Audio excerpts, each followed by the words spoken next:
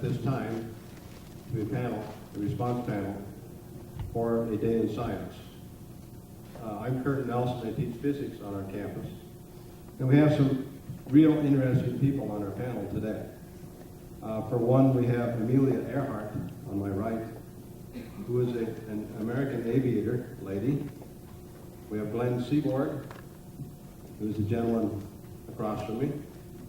We have Enrico Fermi, Seaboard the chemist, Enrico Fermi a physicist. And then we have a doctor engineer, Dr. Werner Von Braun, who is the guy with the gray hair, premature gray hair. And it's going to be an exciting time. We're going to talk about our characters for a few minutes, then possibly go out of character after we field questions from the floor of the audience. We also have a surprise guest that I plan on introducing after these four panelists get an opportunity to tell about what their life's all about. So at this pleasant time, I'd like to introduce Amelia Earhart, who's flown a long distance to visit with us today.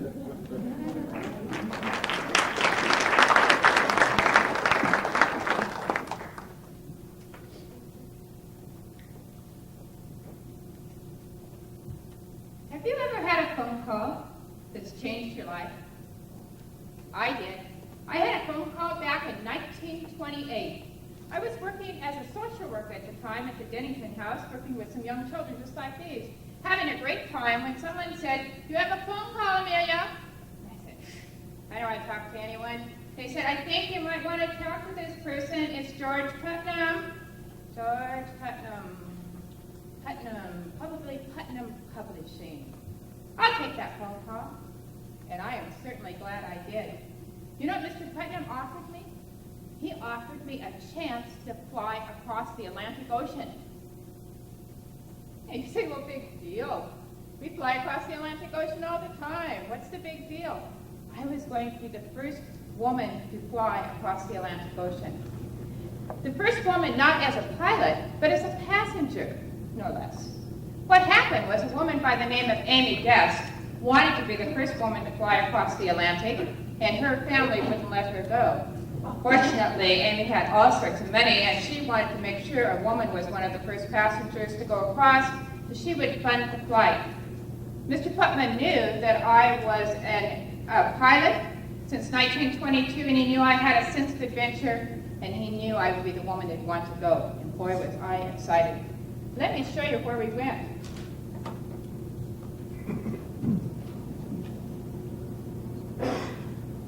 You see the line down here, in 1928 flight, we went to England. And when we landed, we were treated like royalty. Now, why I was treated like royalty, I have no idea, but I was an instant hero. I was a hero for sitting in a plane like a sack of potatoes. I didn't do anything. I took notes I could taking, and that's all I did, because part of the deal was, Mr. Putnam said that I had to write a book about my adventure. And my book, which was entitled 20 Hours and 40 Minutes, was published, and that's how long it took us to get across the Atlantic.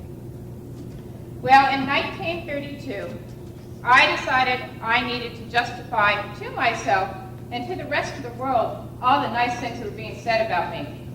So I decided to fly across the Atlantic on my own, solo. Now, this is a big deal for a couple reasons. First of all, I was only second person to ever fly across the Atlantic. Charles Lindbergh flew across ahead of time. You might have heard of Charles Lindbergh. He flew about 5 years ahead of me. In fact, I flew on his anniversary day. I was later nicknamed Lady Lindy because I was the first woman to ever fly across the Atlantic. When I landed here in Ireland, and I wasn't really too sure where I was landing. There wasn't a lot of landing strips at that time. I ended up landing in a cow pasture. And when I got out of the plane, a farmer was coming towards me, and I said, "Where am I?" He said, "Why, you're in Mr. MacGyver's cow pasture." He said, "Where have you come from?" I said, "America." And he said, "Oh my." And then I was a hero. Then I got all the recognition that I thought I deserved, not from being a sack of potatoes, but actually from flying the flight. I was given a medal from the Medal of Congress. I was given a medal from the French government. I was given recognition from the National Geographic Society. And I was written a letter by President Hoover. This is part of the letter. Mr. Hoover said, "You have demonstrated not only your dauntless courage, but also the capacity of women to match the skill of men in carrying through the most difficult feats of high adventure." I reminded Mr. Hoover of those words when I led the National Women's Delegate to the White House to fight for equal rights and equality for women in all aspects of life later on. Oh, by the way, I should have told you, it's a good thing I did answer the phone call from Mr. Putnam, because I did marry him later on, too. Yeah, in 1931, I married Mr. Putnam. Well, in 1935, I decided that I needed to do a few more flying adventures. 1935, I flew from Hawaii to California, and it's the first time anyone had flown that solo. And I flew from California to Mexico, again another solo flight. It became kind of routine after a while. Make a flight, break a record, lecture on it, write about it, make the flight, break the record. You know, because what happened was, that's how I had to do to get money to continue flying. Flying was very expensive. I was publicized quite often. My husband was a publisher, as I mentioned, but he also was an excellent PR person.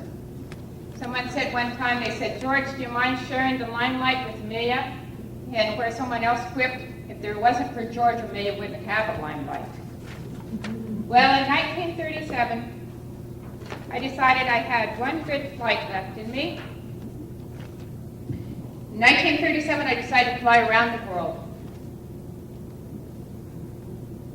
Now, you think about this. Very expensive, lots of logistics. Fortunately, at that time, I was an associate producer at Purdue University. Purdue University Alumni Association gave me $80,000 to make the trip. $80,000 in your terms today is about $1.5 million.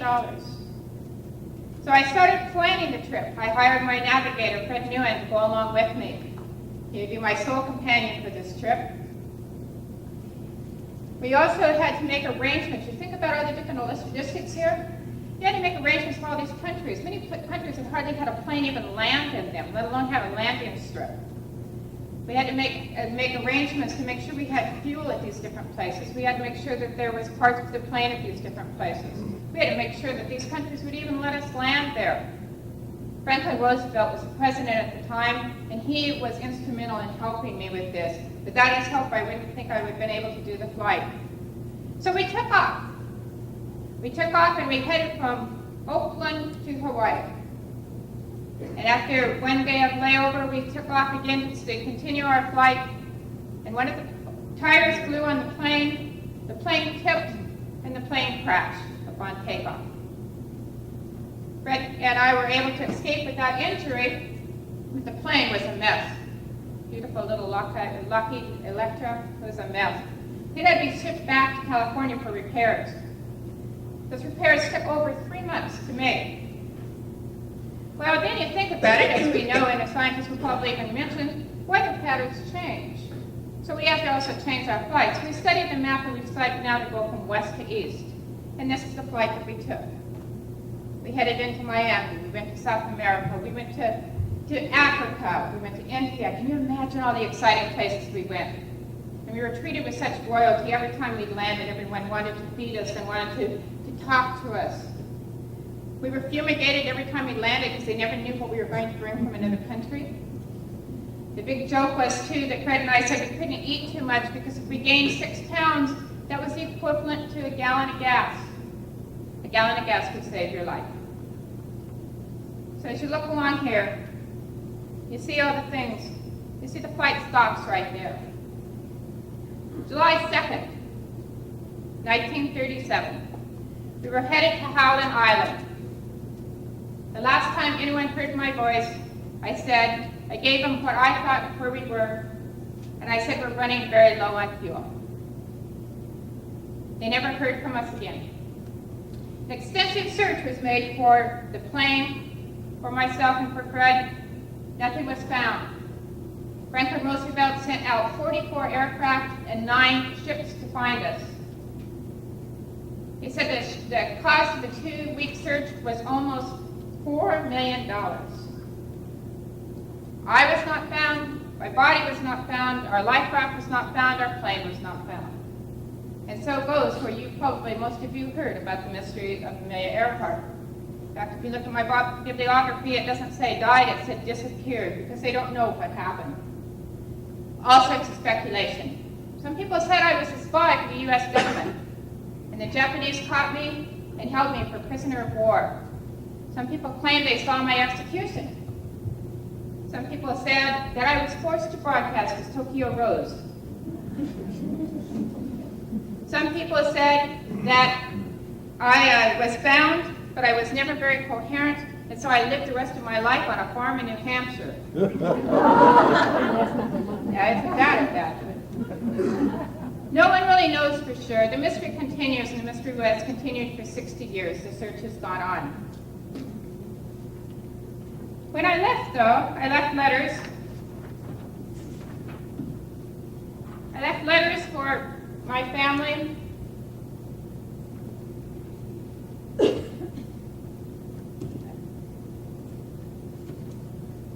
I left letters for my family to be opened if I didn't return. The letter to my husband said, "Please know, I am aware of the hazards. I do it because I want to do it. Women must try to do the things that men have tried. When they fail, their failure must be a challenge to others."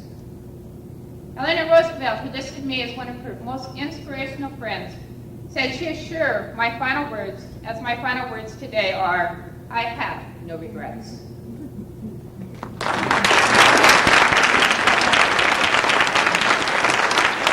Thank you, Amelia. Now I wish to introduce Glenn Seaborg, who's a chemist, who worked during World War II days, and he'll explain some of the things that he did in his lifetime. Thank you. Good afternoon, ladies and gentlemen. It's a pleasure to see so many people here for our little forum on the history of nuclear science and space exploration. My name is Glenn Theodore Seaborg, and when your colleagues tell you that you're famous, these of course are colleagues in your field, I think you need to take this with quite a bit of humility, because one of the things I've learned is unless you're the President of the United States or a sports hero or a movie star, your name is not a household word. And so I should probably tell you that I'm probably best known for the discovery of the element plutonium, element 94 over here on the periodic table, and I'll have a little bit more to say about plutonium in a few minutes. I was born in April of 1912 in Ishpeming, Michigan, which is a pretty small community. My father was also born there, of Swedish ancestry, and my mother, in fact, was an immigrant from Sweden, came to Ishpeming in 1904. At the age of 10, at my mother's urging, when my father moved our entire family to Los Angeles, which was probably very fortuitous, I attended schools in what is now Southgate, California. And as a junior in high school, I had an opportunity to have an outstanding chemistry teacher, Dwight Reed. He really sparked my interest in chemistry. And the following year, I had Mr. Reed for a physics instructor. And so he ignited my interest in both physics and chemistry, which has never been kindled to this day. In 1929, graduating from high school, I started at UCLA. I received my bachelor's degree in chemistry there in 1934. Took as many physics classes as I could. And then I applied for admission to the graduate program at the University of California at Berkeley. And I was pleased, this was a very competitive program, I was pleased to be admitted to Cal Berkeley. So I started on my PhD degree, and my major professor there was a man by the name of Gilbert Newton Lewis. Now, Gilbert Newton Lewis is also not a household word, I'm sure, but anybody that's had a course in college chemistry has certainly heard of Lewis structures and probably Lewis acids. So this was my mentor while I was at Cal Berkeley, and we finally called him the chief. After receiving my PhD degree in 1937, I stayed on for 2 more years at Berkeley as Lewis's personal research assistant. At this time, I started an association with Jack Livingood, who was a physicist there, And we worked on the identification of a number of radioisotopes, including some which you may have heard of. One of the ones we discovered was cobalt-60, which is still used to this day in cancer radiation treatment. We also isolated and discovered iodine-131, which is still used in nuclear medicine, typically to trace or find thyroid cancers. In 1939, I was appointed as instructor of chemistry at Cal Berkeley. And in 1940, one of my colleagues there, Edwin McMillan, discovered the first element past uranium in the periodic table. He and his co-worker discovered the element neptunium, which is element 93 over here. Now you might notice, if you can see this, I realize it's a bit distant for some of you, that the elements past 92 are all just given in outline form. That means that they are all synthetic elements. And what that means is they are not found in nature, but instead have to be made artificially in either a nuclear reactor or an accelerator. They are known collectively as the transuranium elements because they are past uranium in the periodic table. Well, in 1941, my coworkers and I isolated the first sample of plutonium, which is element 94 over here. And we were able to prove that one of those isotopes, plutonium-239, had a very high susceptibility to nuclear fission, which means the splitting of that nucleus initiated by a neutron and with the release of a lot of energy. And plutonium-239 even underwent fission better than uranium-235. By this time, we were in the war with Japan and Germany, and the project was moved to the University of Chicago, and the entire project was given the name the Metallurgical Laboratory. Now, Metallurgical Laboratory is really a dummy name because what we were doing was the plutonium project, but we didn't want the enemy to know what we were up to, so it was called by a bland name, the Metallurgical Lab. Well, it was there at Chicago, that I worked out the process for the separation of plutonium, which is now known as the bismuth phosphate process. With this process, which involved a lot of chemistry, we were able to isolate the plutonium-239 that was being produced in the reactors, and this process was used to isolate and purify the plutonium that was produced in the reactors over here at Hanford, Washington, which, as I'm sure you know, is close by in eastern Washington. Let me go on and say that this plutonium that we isolated from the Hanford reactors was used in the first nuclear explosive device, which was codenamed the Trinity Project, and that was exploded on July 16, 1945, outside Alamogordo, New Mexico. The bomb having been assembled by the branch of the Manhattan Project at Los Alamos. The plutonium from Hanford was also used in the second bomb dropped on Japan on August 9th, 1945. And so, of course, this made history. I was opposed to using the bomb on Japan, signed a report called the Frank Report, which recommended that the government demonstrate the power of these devices to the Japanese in hopes we could get them to surrender early. But to this day, we don't know whether our report ever reached the desk of Harry Truman, who was then president. So maybe later in the week, when Harry Truman is here with us, we can get a final answer to this, whether they reached it or not. In 1944, I also published what is now called the Acronym Concept, and this is where I said that these elements, starting down here with element 89, actinium, should be listed in a separate row by themselves, and we now know that this is due to the filling of what is called the 5F sublevel. So these are all known as the actinide series down here. After the war was over, 1946, I returned to Berkeley, where I became professor of chemistry, started an active research group there, and we continued to work on isolating transuranium elements, and I'm proud to say that we were able to discover and isolate samples of element 95 through 102, and I'll tell you what the names of these are. Element 95 is called americium, after America. Element 96 is curium, after Marie Curie. Element 97, berkelium, named for Berkeley, California. Element 98, Californian, named for the state of California. 99, Einsteinian, obviously named for Albert Einstein. And 100, fermium, named for my colleague in the Manhattan Project, Enrico Fermi, who will speak with you shortly. 101, mendelevium, named for Dmitry Mendeleev, who was the developer of the periodic table. And 102, named Nobelium for Alfred Nobel.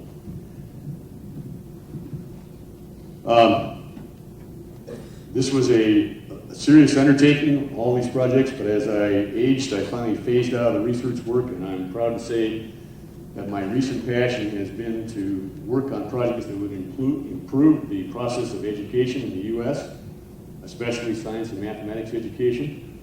So starting in the 1980s, I've been associated with the Lawrence Hall of Science at Berkeley, and it was called Principal Investigator with the GEMS project. And GEMS stands for Great Explorations in Math and Science. And since 1990, I've been writing a column for the GEMS newsletter, and I would like to close by reading you a little excerpt. I have one of the newsletters here. Read this little excerpt for you. Poised on the brink of a new millennium, science and mathematics education stands at a major crossroads. The direction we take today could have a profound impact on the lives of our children, our grandchildren, and generations yet unborn. If sufficient resources can be marshaled, we have an opportunity as never before to transform the learning of our young people, a chance to assist them in becoming equal to the complex tasks of the coming century. For after all is said and done, is the joy of thinking, learning, and discovery shining in the faces of our students that truly signals our destination. Thank you.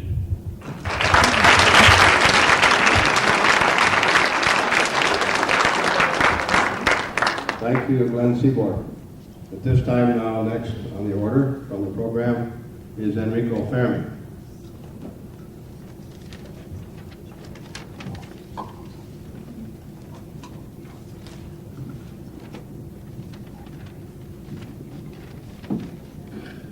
Good afternoon.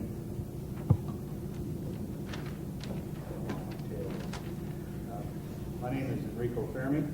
Over the mic. Okay. Better now? My name is Enrico Fermi. Those of you who listened to the speaker this morning, We're not on here, Dean. I got one that says 4. Want this one, Dan?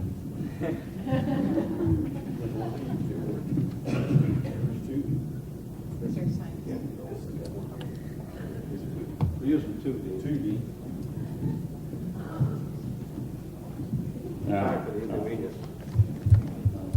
See, for the third time, my name is Enrico Fermi.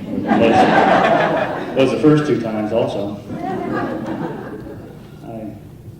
Those of you who listened to the excellent speaker this morning know that I worked in the United States in the development of atomic weapons, and so it might be curious to you to know how a man who was born in Italy would end up in the United States working on a secret project. I probably should give you a little bit of my background. I was born in 1901 in Rome, Italy, and as a child, I was fascinated with mathematics. Even before I went to school, I started teaching myself mathematics, and by the time I got in school, I borrowed books from a friend of my father's who was an engineer, and so that by the time I graduated from high school, I had taught myself projective geometry, trigonometry, calculus, and theoretical mechanics, so that I thought I might be ready to embark in the world of physics. When it came time to apply to a college through a competitive program, I was able to enroll in the most prestigious school in Italy. I wrote a paper that was considered of doctoral candidate level just to be admitted to the program, and so I graduated cum laude in just a few years and started my work in physics in Italy. At that time, Italy was not one of the big names in physics. Most of the advances that have been occurring in physics during this physics revolution that was going on were taking place in Germany and in the United States. I studied electromagnetic radiation, the study of light and the relationship of magnetic radiation and energy. I did that for several years until the news was released from the laboratory of Ernest Rutherford that a new particle had been discovered. It was the neutron, and as was explained this morning, it's a neutral particle that emanates from the nucleus of an atom. And I saw an opportunity to move into the front of science. And so I changed my research program and we started doing research into the properties of neutrons. I developed the mathematics necessary to understand neutrons. It became known as Fermi statistics, so that I could understand how these neutrons interacted with other materials. During one of my experiments, I had this very strange event occur. What we were doing was taking neutrons and shooting them at another target. And as Dr. Siebert just said, we have a whole periodic table full of targets. And so we were generating neutrons by taking some radium and or radon and putting it in with some beryllium, which is this element. And in the process, you can generate a large amount of neutrons and then shoot them at everybody.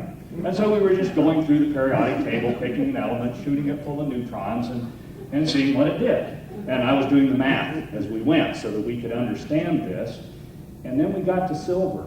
And as we did the silver experiments, found that if we used a special wooden bench, the absorption of neutrons was much greater than if we did the experiment on a metal bench. Well, that puzzled me. So I went aside for about 20 minutes, and I came out and I had used my trusty slide rule and had done the calculations and told my cohorts that I'd solved the problem, and we set up an experiment and demonstrated that it was light elements such as carbon, which made up our wooden table, that caused the slowing down of the neutrons, which helped them be absorbed by other elements. This was quite a breakthrough in the world of physics. It was recognized as I wrote up the papers, and I was notified that I was going to receive a Nobel Prize for this work. Well, this turned out to be very good news for me because I was still in Italy. Italy at that time was being overrun by the philosophy that was emanating out of Germany, and so the fascists in Italy were starting to persecute the Jews quite ferociously, and that affected me personally because my wife was Jewish. So I had about a month's period of time to decide what to do, and I decided that it was the right time to leave Italy, and I, in about a month, made arrangements in the United States for a position in the United States at Columbia University. And so when I left Italy to go pick up my Nobel Prize in Europe, I made sure that the whole family and our maid was packed, and when we boarded the train and left in December, we never returned, not till many years later. And so in this way, I was able to go to the United States and work in the United States, advancing the understanding of physics. I was invited to work on some of the secret projects in spite of being one of those Italians who was at war with the United States. It was somewhat of a handicap, being an alien that's considered one of the enemy, but I was able to get around that, and I did get to work on some of the exciting projects and understanding more about the nucleus. One other experiment I think I probably have time to tell you about is the first sustained chain reaction that was ever performed in the world. And again, this morning there was a very good description about what a chain reaction entails if we have one element, such as uranium, and uranium is special. along with plutonium, if we, again, remember, I was good at shooting other elements with neutrons, and if we shoot these other elements with neutrons, some of them absorb the neutrons and then split into two pieces. And uranium-235 is one of those elements. And so this particular atom of uranium, called uranium-235, when hit with a neutron, will cause it to split and release a large amount of energy. This is called fission. Well, how can you get this to work? Of course, you got to hold the uranium still.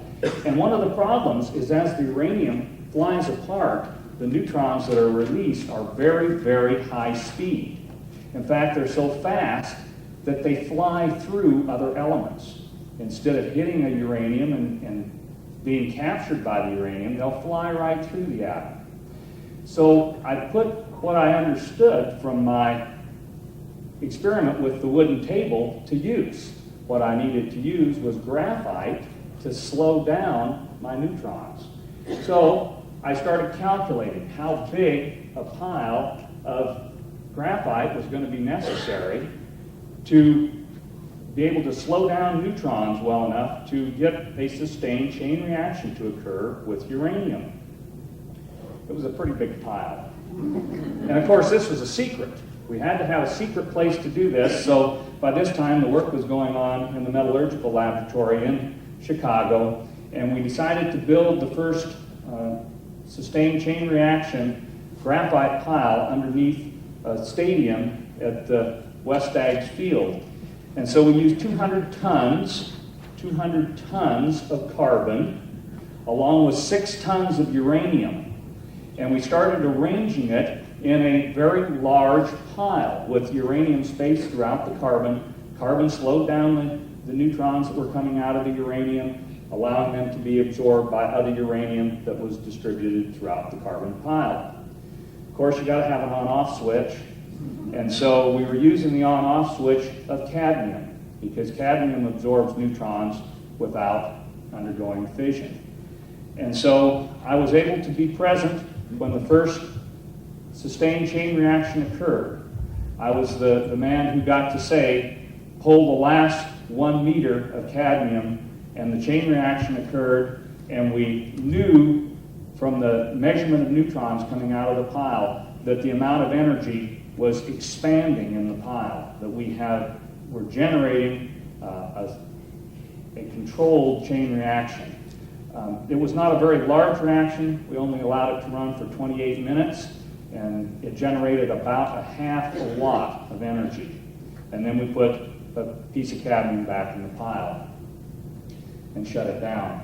As was described by Dr. Seaborg, my information that I used was then taken to use in the development of plutonium, and also in the project that was going to occur at Los Alamos. I went to Los Alamos and got to participate there also. So, thank you for your time.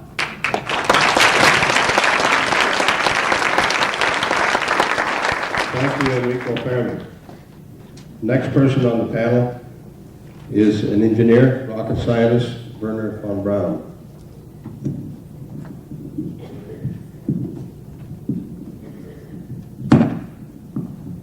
Hello. I just, like Mr. Fermi, have been using this slide rule for a long time now. With it, I have calculated rocket trajectories, rocket velocities, and all kinds of fuel efficiency you don't want to know about. My name is Werner-Maximilian Von Braun, and I am a German-born American rocket engineer. My biggest contribution to the world of the 20th century, the way I see it, is the development of rockets and the promotion of spaceflight, specifically the development of the Saturn V three-stage rocket that put a man on the moon. When I was 11 years old, I read a book by a famous friend and scientist named Hermann Oberth, The Rocket into Planetary Spaceflight. I will always remember the title of this book because it has been an inspiration for me for the rest of my life. During World War II, I worked for the German military in military complex Peenemünde.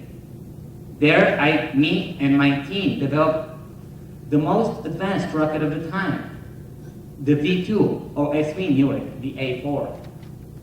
This rocket, unfortunately, and to my utter disgrace and disappointment, was used in 1944 to bomb the cities of Paris and London. After the war, I had two options.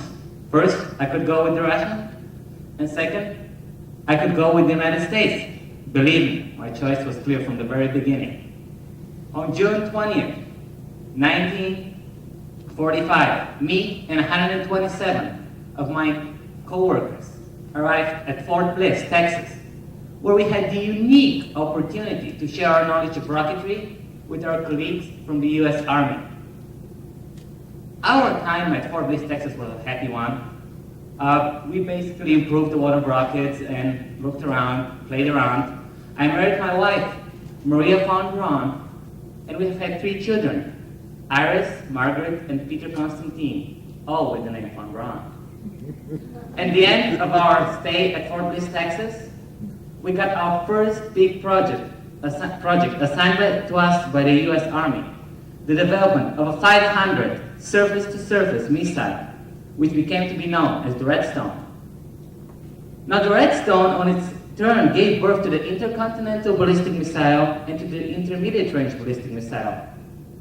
Those two, combined with Dr. Oppenheimer's discovery of the atomic bomb, created some of the most powerful weapons of peace and war on our Earth. However, developing weapons of destruction was hardly a dream of mine. My head was high in the clouds, and what I wanted to do is make people go in space, explore other planets, and reach other galaxies. When we proved the Redstone to the Jupiter Sea, we were able to take the first United States satellite into space, the Explorer 1. Later on, the improvements of the Jupiter Sea resulted in the Saturn V. So when in 1961, President Kennedy gave us the go-ahead on the Moon project, we were ready to go with the Saturn V and the 3-stage rocket. Now let me show you what my rocket is all about. Now this is the Saturn V rocket with the Apollo 11 spacecraft on top of it. And I want each one of you right now to picture yourself on that day of July 16, 1969, just before this rocket is being shot into the air to go to the moon. You're one of the millions of people that came directly to see this unique event, once in a lifetime. And you should be excited about it. July 16, 1969, the countdown for the Apollo 11 mission has taken place, and the 5 F1 engines of the first stage of the rocket, which is right here, ignite, and they create an enormous thrust with a horrendous sound, nearly 7 million pounds of thrust and above. This is good enough to take this rocket and its astronauts 3 minutes and 11 seconds into the Earth's atmosphere. Then the stage drops out over the Pacific Ocean and it burns over the Atlantic Ocean and burns on its way to it. And then bang, the second stage kicks in. Powered by 5 J2 engines, entirely supplied with liquid oxygen and liquid hydrogen, it manages to take this horrendous rocket nearly 9 minutes and 35 seconds into the Earth's atmosphere. This is close enough, but not quite, to take the rocket into Earth's orbit. It takes the single J2 engine of the 3rd stage of the Saturn V, which is right here, to put the astronaut safely into Earth's orbit. Then the engine is shut off with plenty of fuel left for its future use. The astronauts wait long enough to turn around to get to the point of their lunar trajectory, and then the J2 engine is restarted again, and it creates an enormous thrust, which put the Apollo 11 mission moving 36,000 feet per second towards the moon. July 19th, 1969, the Eagle has landed. July 20th, 1969, Neil Armstrong is the first man to walk on the moon. Small step for a man, a giant leap for mankind. July 24th, 1969, Neil Armstrong, Michael Collins, and Edwin Aldrin landed safely and glided over the Pacific Ocean, picked up by a U.S. military watercraft. Something thought impossible a few years ago is now reality. A man has walked on the moon. I cannot overemphasize how many people have contributed to this project. It was us in the Marshall Space Center in Huntsville, Alabama, who developed Saturn V under the jurisdiction of NASA. It was our friends at the Marshall Space Center at Houston, at the Johnson Space Center at Houston, Texas, who developed the Apollo 11 spacecraft, provided the lunar model and the escape capsule and the command model. And it was our friends at Kennedy Space Center in Florida who managed to provide all the launching procedures. However, if it wasn't for the will of the American people and for the enthusiasm of President Kennedy, this mission would have never been possible. I have done a lot of things during my life. I love scuba diving, I've been to the South Pole, I love water skiing, and I have played the piano and composed some music for the piano. However, the main focus of my life was the development of rockets and the promotion of spaceflight. It was my rocket that took the first United States satellite into space, the Explorer 1. It was my rocket that took the first American space station into space, Skylab 1. It was my rocket that helped discover the Van Allen radiation belts, and it was my rocket that developed weapons of peace and weapons of destruction. Its biggest test, putting a man on the moon, was a complete success. When I died in 1977, on July 16, ironic, in Alexandria, Virginia, I had no regrets. I lived a happy life. I believe that the trip to the moon is only the first step in the next phase of the natural evolution of man, which is the exploration of other planets and galaxies. I do firmly believe that a manned trip to Mars is already within our reach, and I am looking forward to it. Thank you.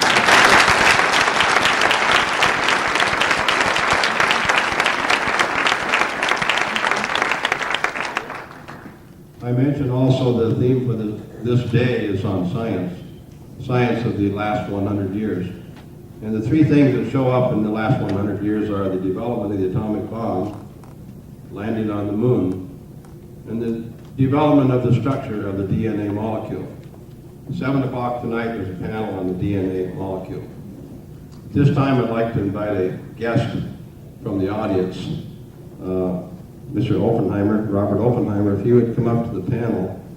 And at this time, I'll start at my right and have these people step out of character. That means they're a real person, and tell who they are and why they took on such a project while Robert Oppenheimer is settling in.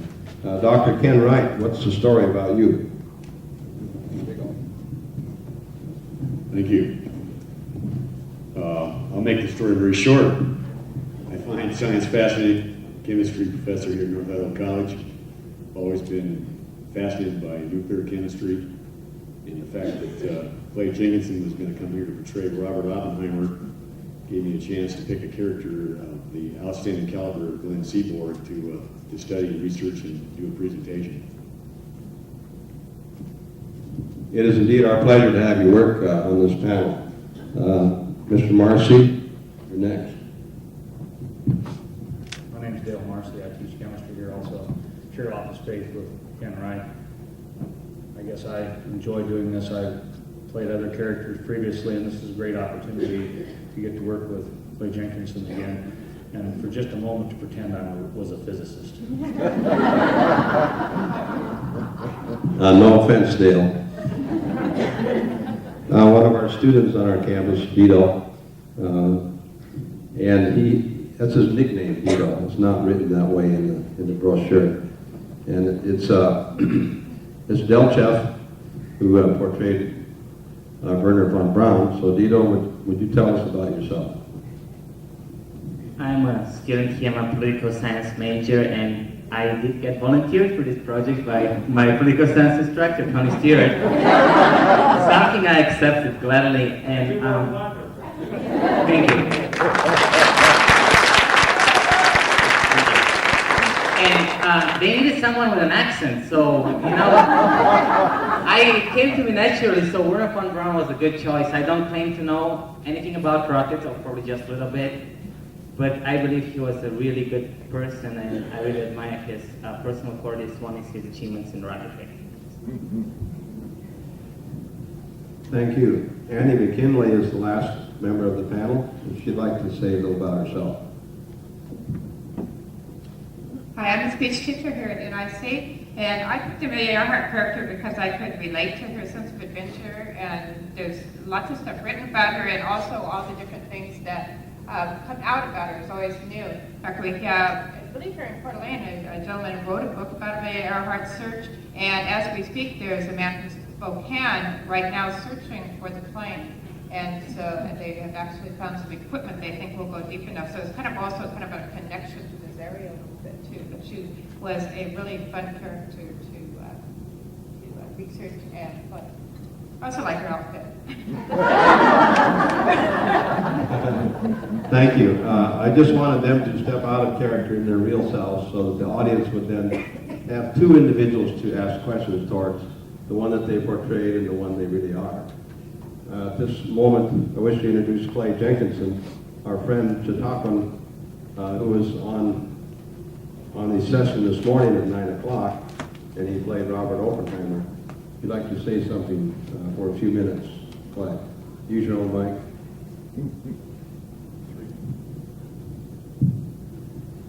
Well, I'm just glad to be back. I love coming to North Idaho College. Tony Stewart does a tremendous job. This is the most interesting popcorn forum in the country.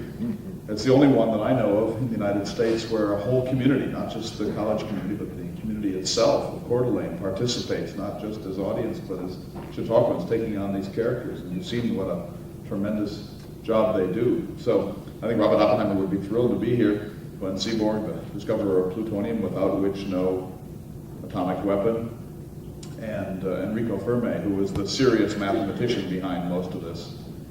Imagine a controlled nuclear reaction at the University of Chicago without security today. The distance we've come from 1940 to the year 2000 is just staggering. The way they tested criticality, where a fissionable material reaches a critical mass, is what they call tickling the dragon. And they would create a very close to critical mass of some sort, and then they would take a plug or a brick and drop it through that block to get it to go momentarily critical, but without going so critical that it would explode. This is called tickling the dragon. And they did it without gloves, without goggles, without security of any sort. And several people just after Hiroshima at Los Alamos were tickling the dragon, and the brick got stuck. And they were fried. They were irradiated and died within 3 weeks.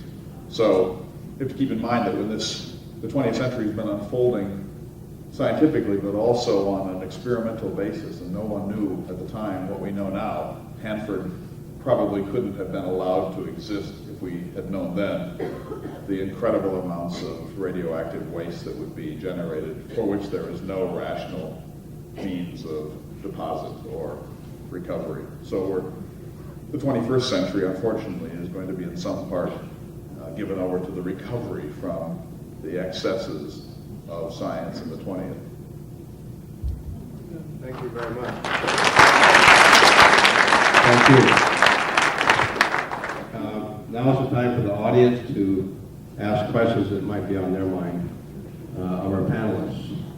So if I could identify some people, I'll actually repeat the question because this is being video and audio taped. This young gentleman in the blue. This is for Glenn, but I forgot his last name. This is Glenn Seaport, yeah. Why is number 61 PM outlined? Because all the rest from 93 to 109 are outlined, but why is number 61 outlined? Why, his question is, element number 16, PM, is on the second line from the bottom. It's not colored in, so his question is, how come that one doesn't have any color in it? Element 61, called promethium, is also a synthetic element, which means it doesn't exist in nature, had to be made artificially, and was discovered as, I believe, a product from either a nuclear reactor or accelerator. So it's not found in nature. So also you'll notice element 43, called technetium, which is also synthetic, not found in nature. Okay, that was a very good question, the young lady in the black. What are the red colors for? What are the red colors for on the periodic chart of the elements? I think Enrico Fermi would like to talk about that because he zapped every one of them, he said, with neutrons. He's a physicist. This periodic table is color-coded. The black symbol stands for elements that are solids at room temperature. The red symbol stands for elements that are gaseous at room temperature. And the two of them up there that are in blue are the only two elements that are liquid. Bromine, element 35, and of course there's, everybody I think knows, mercury, which is a metal, but it's a liquid metal. You might comment, the periodic chart is a wonderful learning tool, and you can hang it in your bedroom and study it for years. I might add that 26 up there is called Fe, which is iron, and stars can make all the elements up through iron. But when a star gets real old, it has a supernova and explodes. And upon exploding, all of the other elements on the chart are furnished to the universe. So all that energy then is trapped on a supernova explosion, and then these guys come along and try to get it back. That's how it works. Any other questions? Yes, Nils? Amelia, finding your airplane would be worth millions and millions of dollars, so where did you land? The question was, Nils thinks that if we could find your airplane, it would be worth millions of dollars. So where approximately did you land, if you were able to say that? Where's that island that you mentioned?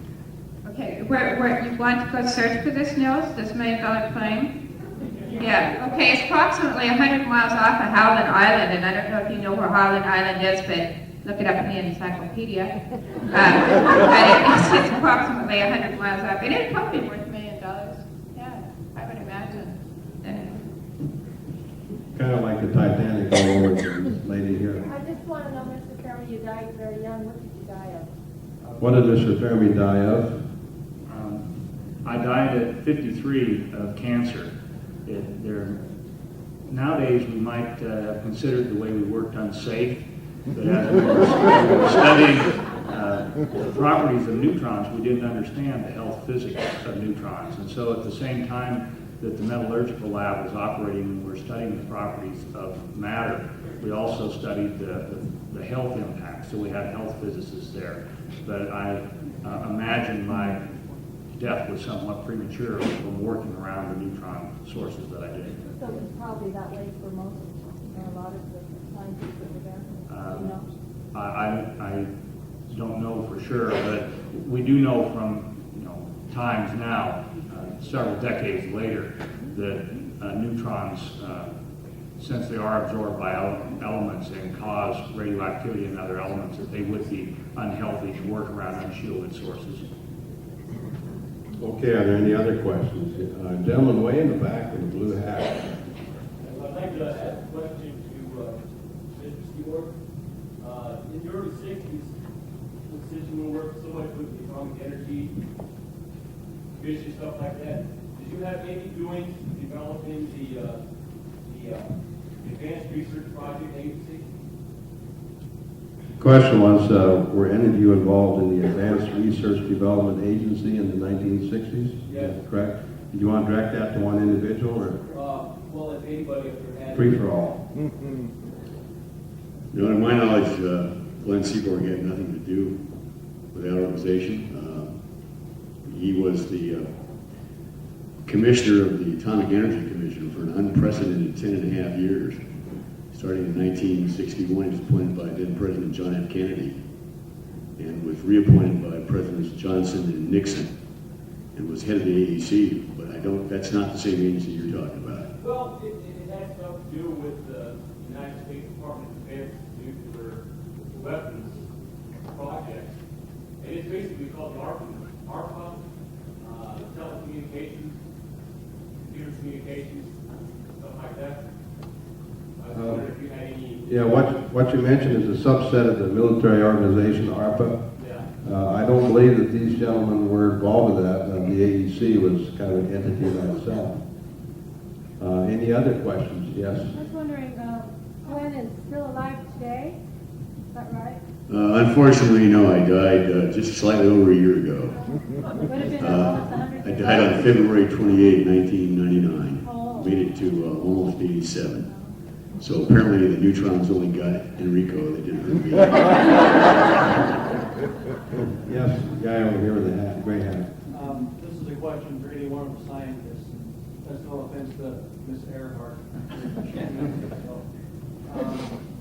There's been a lot of debate over the last decade about the creation of the atomic weapon and whether it was detrimental to humanity. I'm aiming this question specifically for the World War II era and the end of the war. What is the scientists' feelings on their involvement in the creation of the weapon? Do they feel that in one train of thought it was detrimental and it was a great tragedy, or do they feel that it was a train of thought that it saved millions of lives by ending the war?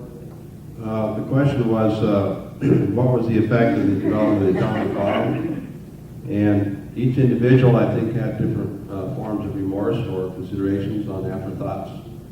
So I'll let them respond individually. Clay, would you like to start? Well, I'll speak as a scholar, not as Oppenheimer.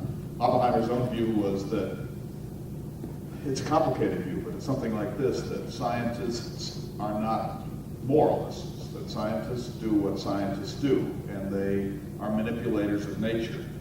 And that if there's a discovery to be made, scientists ought to make it. And if scientists are called by their government to do certain things within limits, it's their duty to make that happen. So that it's not really a question of agonizing in one's own being about these projects. That's for a culture to do. A culture is to create the politics of determining what is appropriate technology and what is an appropriate weapon.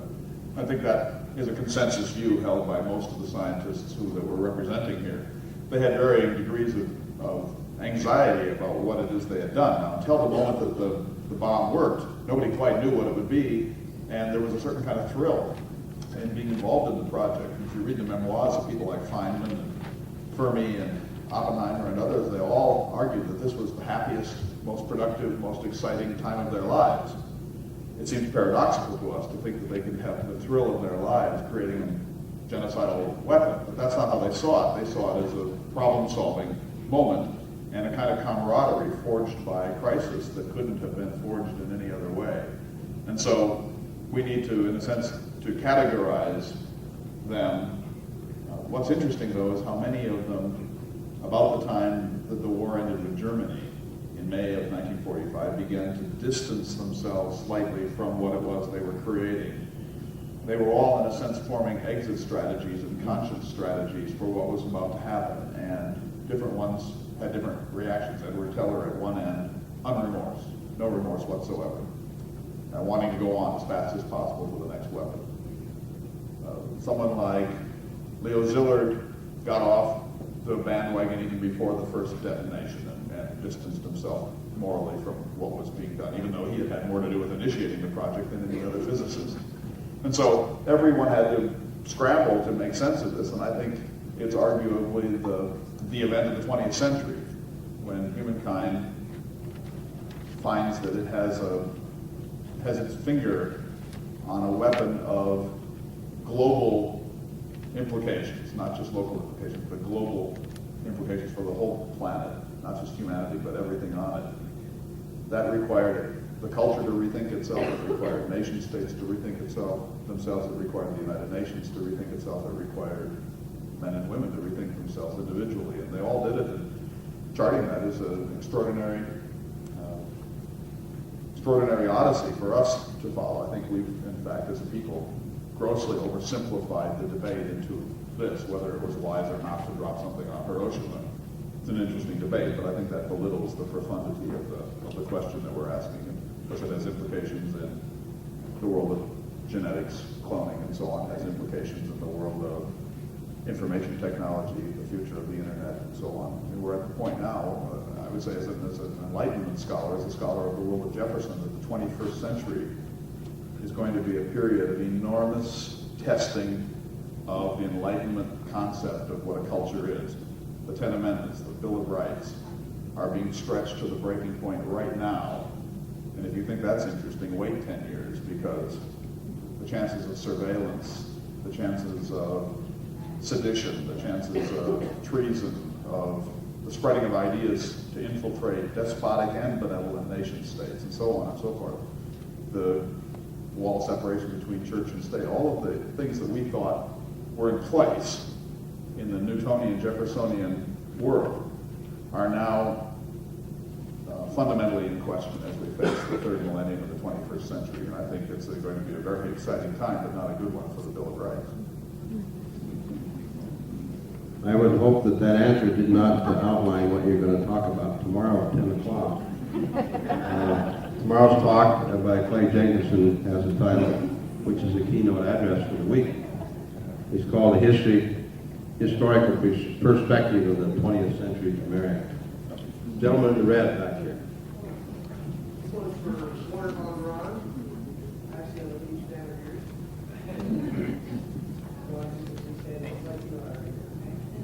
As you explained, you've had lots of public interest in the fall program after the first innovation.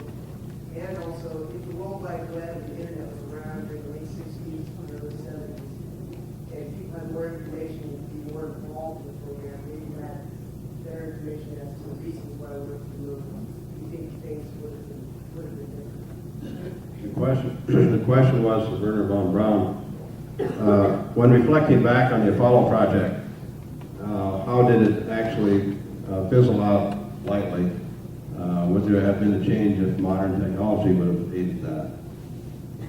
Can you answer that, Dito? Yeah. Thank you.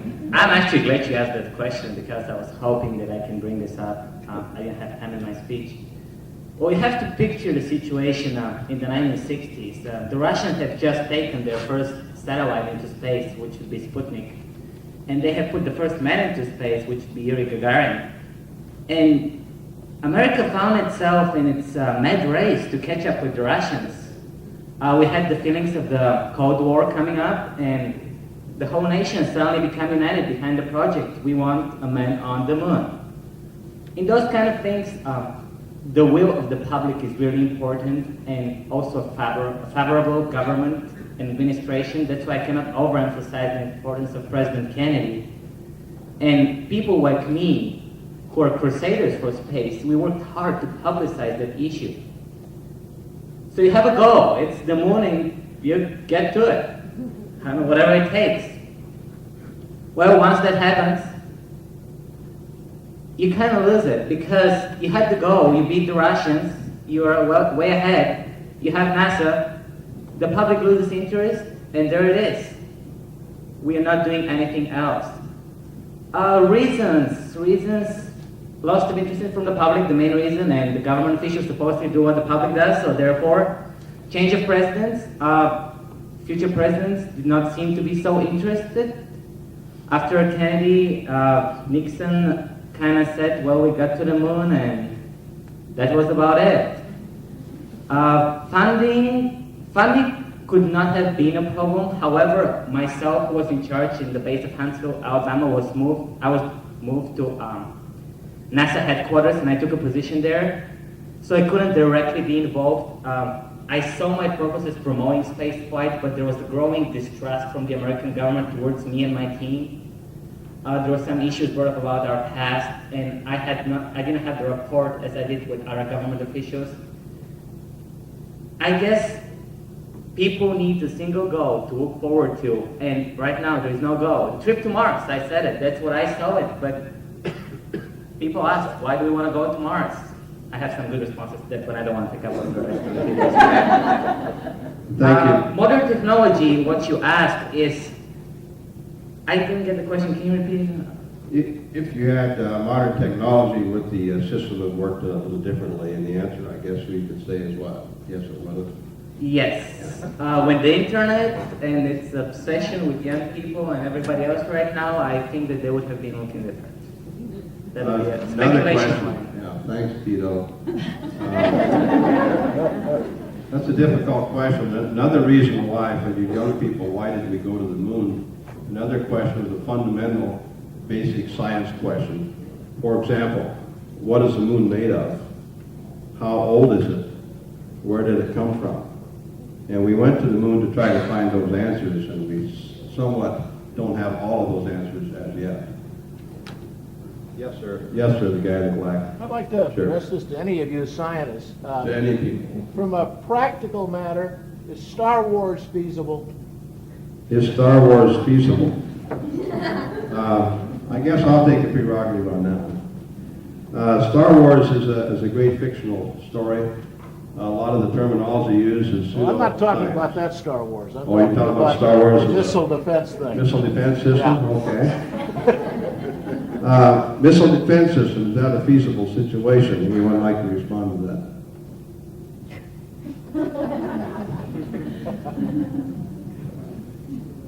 Sure. You can always, the technology can provide defense like that. I said But practical. Ingenuity can find a way around it. And so it would be a good project for technology to build it, and it would be very easy to circumvent it. So is it cost effective? Certainly not.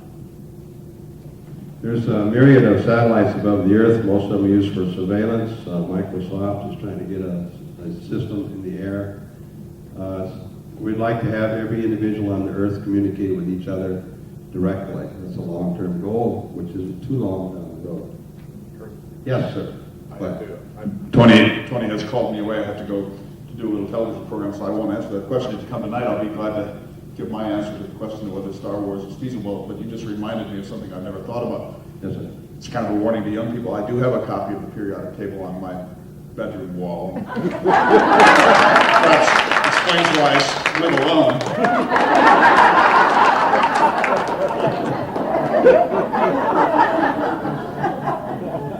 Okay, this one last question. This young lady here has had her hand up quite a long time. She has a question for your hero, Amelia Earhart. Okay. What is your question? Oh, did you have any kids, Amelia? Not that I know of. No, I was not fortunate enough to have any children, but I did work with children a lot, just like you. I had a big yellow car that I used to take the kids around in. In fact, I traded in one of my planes and bought this big old Rolls Royce and just carried children around, just like you. Thank you, people, for being here this afternoon. Close up the panel.